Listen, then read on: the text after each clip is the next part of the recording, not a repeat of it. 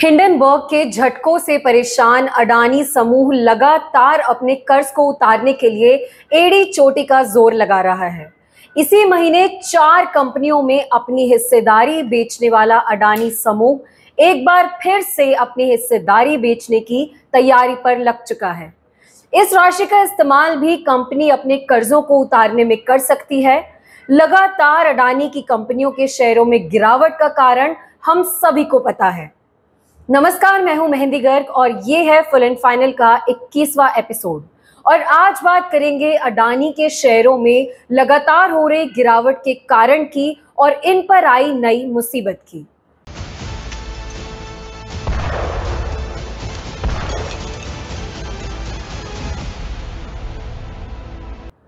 खबरों की माने तो गौतम अडानी हिंडनबर्ग के कारण उत्पन्न मुसीबतों से बचने के लिए नए नए सहारे ले रहे हैं। लेकिन दुख है कि अडानी का पीछा ही नहीं छोड़ते। हर बार सुर्खियां तो अडानी की आती है, मगर रिपोर्ट कुछ गड़बड़ हो बताती है।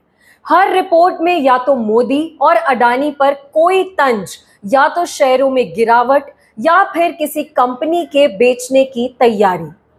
आम आदमी पार्टी के मनीष सिसोदिया जेल में हैं, भावनात्मक पत्र लिख रहे हैं, तो दूसरी तरफ अगर बात करें संजय सिंह की, तो वो अब भी अडानी को लेकर गंभीर मुद्रा में बैठे हुए हैं। पीएम मोदी के लिए उनके पास शब्द ही शब्द हैं, लेकिन चेहरे अडानी, जो सिसोदिया की गिरफ्तारी के बाद से आम आदमी के लिए अस्त्र शस्त्र बन चुके हैं। आम आदमी पार्टी के वरिष्ठ नेता संजय सिंह का आरोप है कि अडानी मुद्दे को भटकाने के लिए बीजेपी और मोदी नए नए ड्रामेबाजी कर रही है। ये कौन सी जांच हो रही है? सिर्फ विपक्ष के लोगों पर, सिर्फ मनीष सिसोदिया पर, सिर्फ अरविंद केजरीवाल पर, सिर्फ सत्येंद्र जैन पर, सिर्फ आम आदमी पार्टी पर?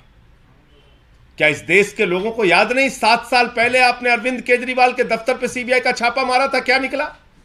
43 विधायकों पे फर्जी मुकदमे करके जेल में आपने रखा, क्या निकला? बताइए, आपने सुंगलू कमेटी से 400 फाइलों की हमारी जांच की, क्या निकला? तो सिर्फ आप बदनाम करने के लिए झूठे मुकदमे लगाते हैं, झूठे आरोप लगाते हैं, जिसका ना कोई सिर है ना पांव है, और आप साहस नहीं है आपके अंदर कि सामने आके हमारी बातों का आप जवाब दे सके। फिलहाल संजय सिंह को तो आपने सुन लिया। तिहाड़ जेल से भावुक चिट्ठी, मानो भगत सिंह जी साक्षात अब मनीष सिसोदिया में आ गए हों। खबर दोनों है, यानी अडानी के शेयरों में गिरावट और कंपनी में शेयर बेचना। दूसरी ओर जेल में सिसोदिया और उनकी लिखी हुई चिट्ठी। आम आदमी पार्टी जहां बीजेपी को अडानी के मुद्दे पर लगातार घेरने की पूरी फिराक कर रही है, तो बीजेपी भी बगल वाले रास्ते से सिसोदिया के जरिए आपका गला दबाती नजर आ रही है। खैर, मीडिया में आई खबरों के मुताबिक अगर बात करें, अडानी समूह हाल ही में खरीदी गई अंबुजा सीमेंट की हिस्सेदारी बेचने जा रहा है। अंबुजा सीमेंट की promoters Adani family special purpose vehicles ने शेयर बिक्री की इजाजत मांगी है। खबर के अनुसार अंबुजा सीमेंट्स में 4.5% हिस्सेदारी बेची जा सकती है। इस हिस्सेदारी की वैल्यू करीब $45 करोड़ हो सकती है। इससे जहां कंपनी अपने कर्ज का बोझ कम करने की कोशिश कर रही है, तो दूसरी ओर ये भी इशारा कर रही है कि अपने खराब समय में भी कंपनी के पास सहारे के विकल्प ही विकल्प हैं। आपने खबर सुनी हो या नहीं, लेकिन हमसे जरूर सुन लीजिए। अडानी ग्रुप ने 2023 में हॉलसिम ग्रुप की 2 भारतीय कंपनियां अंबुजा सीमेंट्स और एसीसी की पूरे हिस्सेदारी खरीद ली थी। ये डील करीब $10.5 अरब की थी। हॉलसिम ने अंबुजा सीमेंट्स लिमिटेड में अपनी 63% और एसीसी में 54.53% हिस्सेदारी अडानी ग्रुप को बेची थी। होल्डर एंड इन्वेस्टमेंट्स लिमिटेड और Endeavour trade and investment limited की बात करें, तो स्पेशल पर्पस व्हीकल्स के जरिए अडानी समूह ने अंबुजा सीमेंट्स और एसीसी को खरीद लिया था। होल्डर एंड के पास अंबुजा सीमेंट्स की 63.18% की हिस्सेदारी है, वहीं एंडेवर के पास 0.04% स्टेक्स है।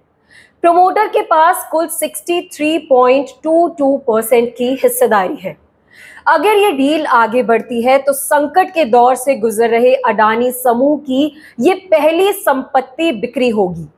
अडानी ग्रुप लगातार अपने कर्ज को कम करने की कोशिश में जुटा हुआ है। इस हफ्ते की शुरुआत में ब्लूमबर्ग ने बताया कि अडानी समूह ने 9 मार्च को $500 मिलियन का ब्रिज लोन चुका दिया है। रिपोर्ट्स के अनुसार इस कर्ज को अडानी ग्रुप ने एसीसी लिमिटेड और अंबुजा सीमेंट्स लिमिटेड में हिस्सेदारी खरीदने के लिए लिया था। इससे अंदाजा लगाया जा सकता है कि फिलहाल अडानी को भी यह अंदेशा लग चुका है कि उनकी मुसीबतें अभी जल्द कम नहीं होने वाली हैं, नतीजन ये फैसले लेने पड़े हैं। अब एक नजर डालेंगे अडानी के बीते दिनों शेयरों के हाल और दिन पर दिन गर्त में जाने की कहानी की शुरुआत हुई कैसे उस पर। शुक्रवार को अडानी ग्रुप के शेयर 1.74% की गिरावट के साथ 378 पर बंद हुए। बीते दिन ये स्टॉक 380 रुपए पर ओपन हुआ और 382 रुपए के इंट्राडे हाई पर पहुंचा और इसका लो 373 रुपए रहा। इस स्टॉक का 52 वीक का हाई 598 रुपए है और लो लेवल की कीमत 288 रुपए है। हिंडनबर्ग की रिपोर्ट के बाद ये स्टॉक भी टूटा, लेकिन इसने रिकवरी भी साथ ही साथ कर ली। हिंडनबर्ग ने 24 जनवरी को पब्लिश अपनी रिपोर्ट में अडानी समूह पर शेल फर्मों के माध्यम से स्टॉक हेरफेर और धोखाधड़ी का आरोप लगाया था।